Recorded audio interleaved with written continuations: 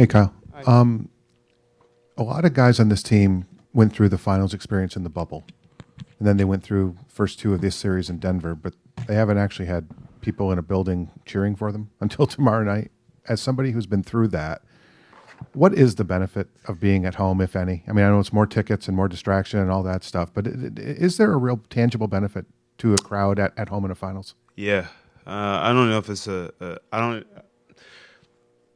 I think being at home in general, sleeping in your bed, um, being able to do the things at home that you're comfortable with, getting home cooked meals, all that. That's benefits it. But the benefit of the crowd is no matter what, they're going to be behind you.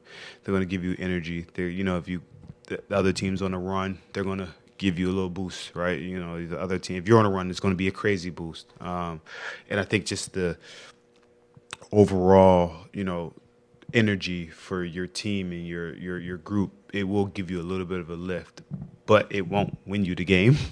Since you still got to go out there and hoop. So, but it will give you some type of good feeling.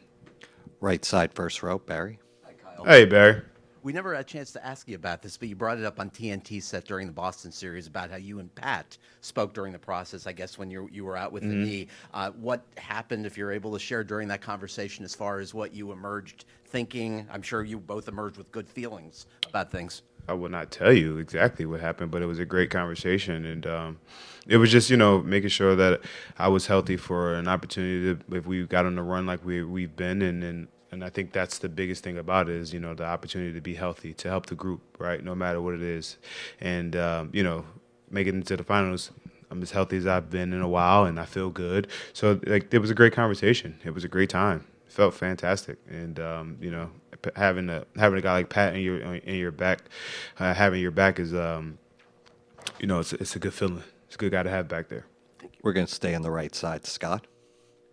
Hey, Kyle. Yeah. Do you remember when No. you were a kid, how old you were when you learned what a zone defense was? Do you remember what you were taught about it? Do you remember what team you were playing for? No,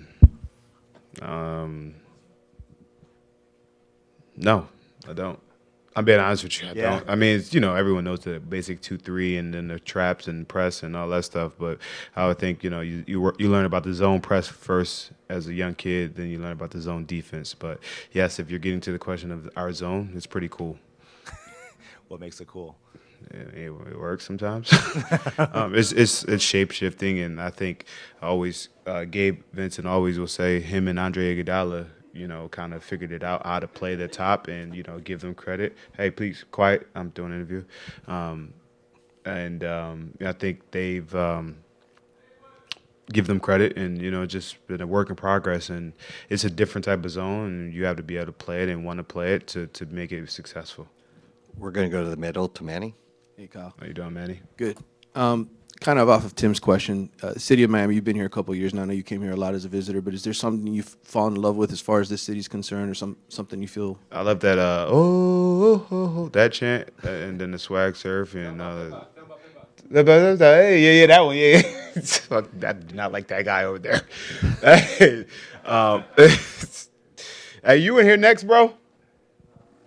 He left. All right. No, it's just I think just we have a different vibe here, and I mean the vibe down here is just awesome, man. When it gets going in here, it's really like a party, and you got to enjoy it. You enjoy the music. They sing with you. They sing along. It's just a great place to be, and the fan base is unbelievable. And I'm sure tomorrow's going to be nuts in here, and I'm looking forward to it.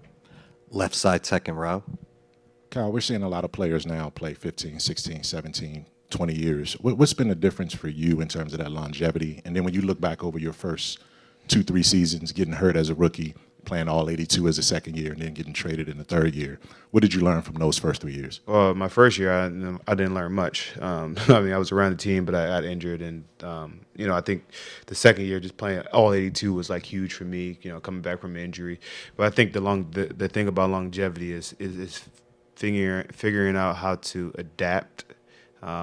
Take care of your body, understand, what an NBA season is, understanding how to train in the off season, understanding how to eat, how to make sure you get your rest and recovery, and being able to, adjust who you are and grow, mature-wise, right? Because at the end of the day, there's going to be times where you're going to be here, and then you're going to go up, and then you're going to go up, and then at this point in my career, you're getting, there's a lot of people that just kind of level off, and you got to be able to have the humility to be able to say, you got to work at different things and be willing to accept different roles in different situations in different times. And right now, at this time of the year, I'm just happy to be able to have a guy like Gabe be the starting point guard and playing the way he's playing and being able to talk to him and help him as much as I can. That's big for me, just being able to help him and also being a guy that could see the game from, a different aspect to start the game off the bench and then give him my takes and then come in there and do what I can do to help the team. We're going to go to the fourth row on the left side. Jeff Silge. Hey, Jeff. Hi, Kyle. How are you? What's up, buddy? Who throws a better deep outlet pass? You Me. or fair enough.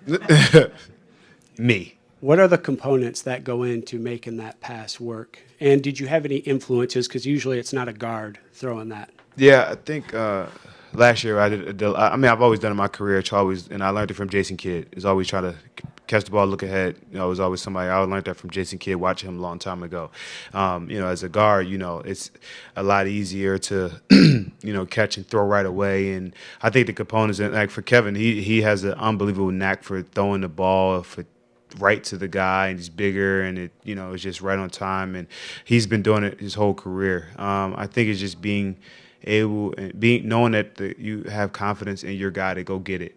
We're throwing the balls, to Max and Jimmy. We know they're going to go get it. You know what I mean? Bam. We know those guys are going to go get it and finish it.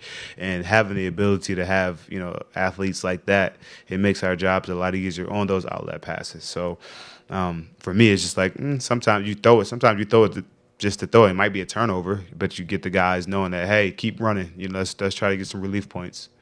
We're going to take 2 more questions in the back row. Hey, Paulina, I just wanted to ask if you have like a certain routine because, I don't know, taboo or superstition before each game that you want to share with us? No, I just knock on the wood when I go out there, and that's about it. Other than that, I just kind of go out there and every game's different. Got to go out there and just figure it out. Different music, different clothes, different shoes. Just go out there and figure it out. Last question on the right side, fourth row. Tim, you just asked one, bro. I did. I'm sorry, but I forgot to ask you the one I wanted to ask you. Okay. All right, cool. Let's go. As the best golfer in the NBA. No, that's a lie. Steph Curry is. And he's... As the best golfer in the finals this year. I'll give you that one. All right, I'll take that one. What did you think when you heard that PGA and LIV? Unbelievable, right? Yeah. They got like a 19 handicap tour. I'm not a 19. No, I think that's honestly it's the way it should be, and I think that just shows how groups can get along.